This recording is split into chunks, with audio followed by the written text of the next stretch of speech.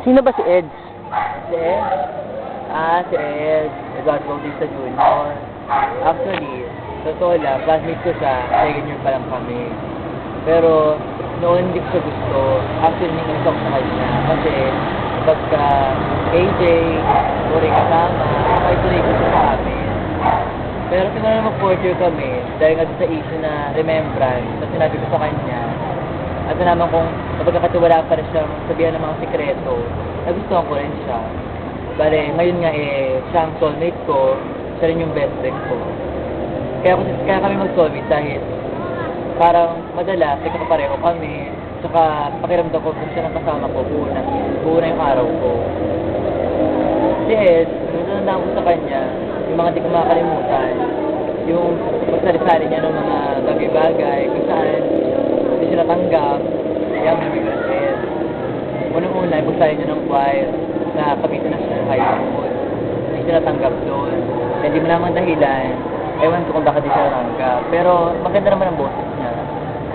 Siguro hindi pa talaga para sa kanya yung time na yun, yung mga ganong kasalihan. Tapos pangalawa, yung pagsali niya ng Thespian Society, kung saan natanggap siya nung una, yung pangalawa, hindi ko alam kung nag-audition ba siya ulit, parang hindi na siya nag-audition nun eh.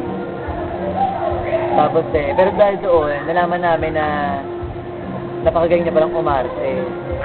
At yung mga pag-arte-arte niya, tulad ng nangyari kay Sir Noquillo, kung saan napaka-laking gulong nangyari dahil siya nagpasimula. Tapos yung pagsali niya nung isang play, kung siya yung Wayne McDane, kung saan halos lahat na iyak sa drama niya.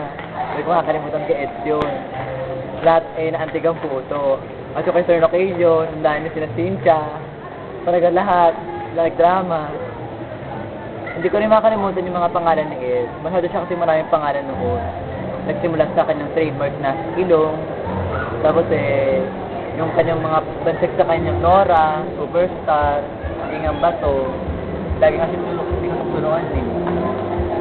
Pero sa kabila nun, hinihingaan na maapektuhan siya ng pamamalunok yun. Tapos, nagamit niya yun para masalang tumatal. Ngayon nga balita nga sa Cubs na siya pinakamagaling na estudyante. Well, ayaw ko may maniwala, pero maraming nagsasabi totoo daw. Tapos, masabi ko na kay Ed, salamat sa lahat ng mga tulong na sa understanding na binigay niya sa akin. Kahit na alam niyang minsan yung mga nagawa ko mali, hinintindi niya pa rin. Saka sobrang mapagkakatiwalaan siya. Saka sana huwag siya magbago. Saka sana magtagumpay sa buhay. Bye-bye, Ed.